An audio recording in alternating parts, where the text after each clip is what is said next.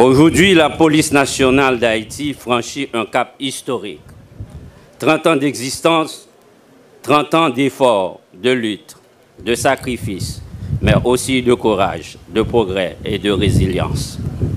En cette occasion, je vous invite non seulement à commémorer, mais surtout à réfléchir, à nous rassembler et à renouveler notre engagement envers la nation. Mesdames, Messieurs, la vie est une série d'épreuves cycliques qui nous conduit très souvent à revisiter des moments que nous croirions appartenir au passé purement et simplement. Et cette vérité d'ordre universel s'applique à mon nombre de personnes aujourd'hui. Mesdames, Messieurs, l'histoire m'a accordé l'insigne privilège et la lourde responsabilité de marquer tant les 25 ans de la police nationale d'Haïti. Aujourd'hui, ces 30 ans d'existence, c'est notre de perles, pour ainsi dire.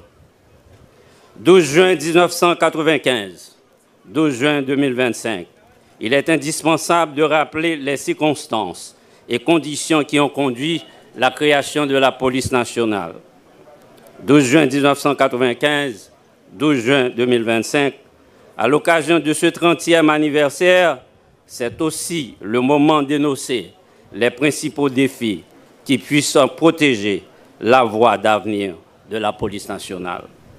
Cette question essentielle est inextricablement liée aujourd'hui à une nécessité absolue, celle de combattre la terreur des gangs et les exactions des groupes terroristes sans omettre leurs bras financiers et politiques, qu'il s'agit d'un seul et même combat.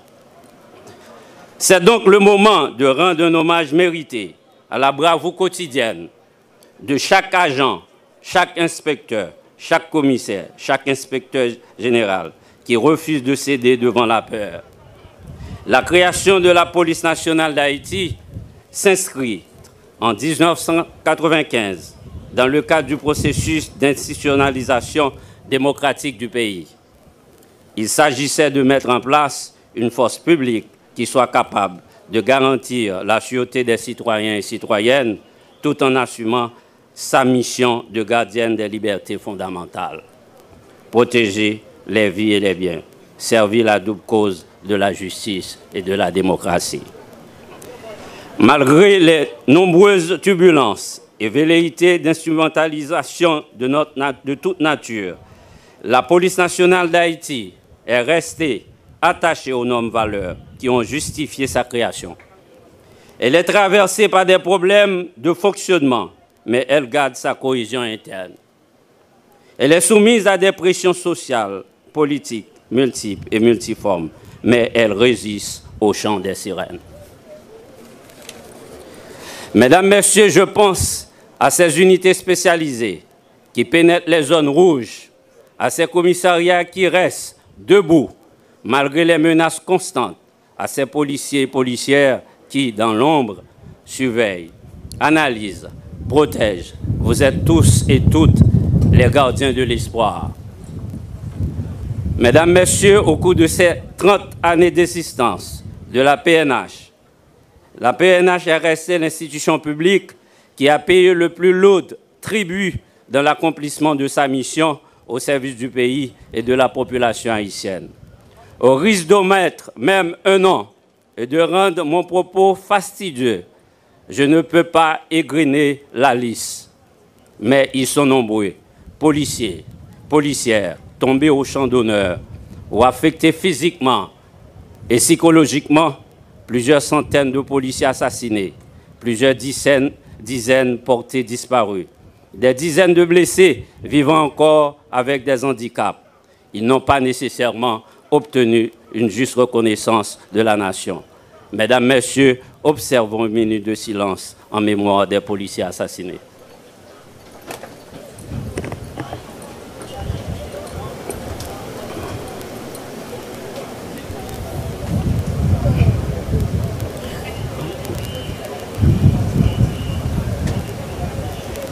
Asseyez-vous, s'il vous plaît. Ils ont laissé derrière eux des familles qui attendent aujourd'hui encore une meilleure réparation largement méritée.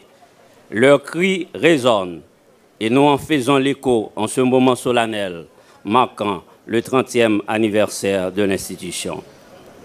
Que leur sacrifice suprême nous élève encore davantage à la dimension de la bataille qui nous importe de remporter sur les gangs et réseaux mafieux qui tiennent en otage la population haïtienne. Nos petites victoires témoignent des plus grandes à venir. Je tiens à saluer la bravoure et l'héroïsme inégalé dont nos valeureux policiers et policières font preuve au quotidien sur divers fronts contre les gangs et les groupes terroristes. Ils peuvent compter sur le dévouement et l'accompagnement sans faille du haut commandement de la police nationale d'Haïti. Il devrait être question également aujourd'hui d'énoncer les principaux défis qui puissent projeter la voie d'avenir de la police nationale. Cette question essentielle s'associe désormais à une nécessité absolue, celle de combattre la terreur des gangs et les exactions des groupes terroristes sans omettre leurs bras financiers.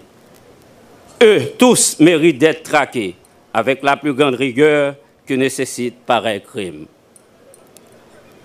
Mesdames, Messieurs, la PNH occupe et a occupé les premières lignes sur le front de guerre contre les malfrats, malgré les problèmes d'effectifs et les carences d'équipement et de matériel. Elle a beaucoup appris son combat contre les gangs au cours de ces derniers mois. Elle s'est également aguerrie dans les combats. L'institution peut et doit répondre absolument aux cris de désespoir de la population. Il ne lui manque que des moyens à la fois adéquats et convenables. Mesdames, Messieurs, à la lumière de ces événements récents, des priorités stratégiques suivantes ont été définies. Le renforcement des capacités opérationnelles de la police nationale, équipements, armes, technologies, blindés, hélicoptères, bateaux, drones de combat et des équipements de vision à vision nocturne, etc. La neutralisation des groupes terroristes et le renforcement de la lutte contre la criminalité transnationale organisée. Une réforme profonde de la gouvernance policière à tous les échelons de la hiérarchie. Un accompagnement social digne pour les policiers et leurs familles. Soins médicaux, logements, éducation, pension. Une coopération stratégique avec les forces nationales et internationales dans le strict respect de la loi portant création et organisation de la police nationale pour combattre les gangs qui menacent l'existence même de la République. Mesdames, Messieurs, en dépit de tout, vous êtes restés debout. Mesdames, Messieurs les policiers, vous avez montré que la PNH n'est pas une simple institution, mais une âme collective, une mission nationale, une colonne républicaine. La peur n'a pas éteint votre foi. Les balles assassines n'ont pas brisé votre détermination et la violence n'a pas tué votre sens du devoir. Je vous le dis avec force, nous allons rétablir la sécurité, nous ferons régner l'ordre, nous allons rendre justice et notre police fait sienne ces paroles de Gandhi. La force ne vient pas des capacités physiques, mais elle vient d'une indomptable volonté. Je m'incline devant la mémoire de tous les policiers tombés au champ d'honneur.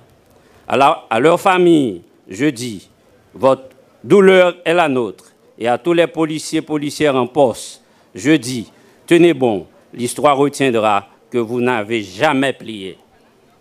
En avant. Mesdames, Messieurs, 12 juin 1995, 12 juin 2025. 30 ans d'existence, l'impératif de modernisation s'impose également à la PNH. Cet effort de modernisation est déjà initié avec l'inauguration du système de contrôle de communication, de commandement et d'intelligence, le C3I. Le C3I n'a pas droit à l'erreur et c'est comme le dira Jean Monnet, l'un des pères fondateurs de l'Europe, le choix est simple, modernisation ou décadence. Mais des initiatives fortes doivent être engagées pour le renforcement des capacités logistiques, techniques et opérationnelles de l'institution. Excellence Mesdames, Messieurs, un autre enjeu majeur est la poursuite de la professionnalisation de la police nationale d'Haïti. L'administration est bien consciente, à son niveau, des clés pour relever ce défi. Notamment motiver les agents, améliorer la communication interne, renforcer le leadership et mieux gérer le plan de carrière des policiers et policières. Notre conscience et notre volonté ne suffiront pas. La performance attendue de la PNH dans l'accomplissement de sa mission requiert également des conditions de travail, de traitement satisfaisant et de respect pour nos policiers et policières. Nous espérons que la nécessité de faire plus d'efforts à ce sujet est déjà prise en compte par les plus hautes autorités centrales de l'État. Continuera à progresser. Mesdames, Messieurs, je profite de cette même occasion pour rappeler les grands piliers qui doivent guider nos réformes et nos actions futures. L'amélioration des conditions de travail, des équipements et des infrastructures. Un accompagnement social digne pour nos agents et leurs familles, soins de santé, logement et assurance, etc. La formation continue, tant au niveau national qu'international, afin de renforcer nos capacités. La moralisation de la force, le renforcement des mécanismes de contrôle et l'évaluation pour combattre la corruption, la violence gratuite, l'ivresse sans service, l'indiscipline et de toutes formes de dérive. La décentralisation de l'inspection générale de la police nationale d'Haïti, le renforcement de la police maritime, la création d'unités de la police de l'air, la création de deux grands centres de formation pour le Grand Nord et le Grand Sud, la décentralisation des unités de combat tactique pour les trois grandes régions, Ouest, Grand Nord et Grand Sud, à raison de 1000 agents par région. Le plan quinquennal de développement stratégique de la police nationale 2025-2030, 12 juin 1995, 12 juin 2025. C'est le moment de remercier toutes les organisations nationales et internationales, les gouvernements passés et présents, tous les secteurs qui ont soutenu et accompagné l'institution. La poursuite de votre support est cruciale pour que l'institution puisse être capable de répondre à l'urgence absolue actuelle pour son développement. Mesdames, Messieurs les policiers et policières, policières de tout le personnel administratif de la PNH, nous avons franchi le cap des 30 ans, protéger et servir. Reste et demeure notre devise, mais à 30 ans, la PNH doit s'imposer comme force tranquille. Mesdames, Messieurs, au-delà des individus, nous avons un héritage commun à préserver, la police nationale d'Haïti. Une institution apolitique au service de la démocratie, de la République et surtout du peuple haïtien. Loin des intérêts partisans, restons attachés aux valeurs de discipline, d'intégrité, de transparence et de professionnalisme. Et m'a dit, citation, grand d'être, Franck Etienne qui dit, s'il t'arrivait tomber, à prendre monter cheval chute là, et que même chute ça, a servi cheval là pour continuer la bataille.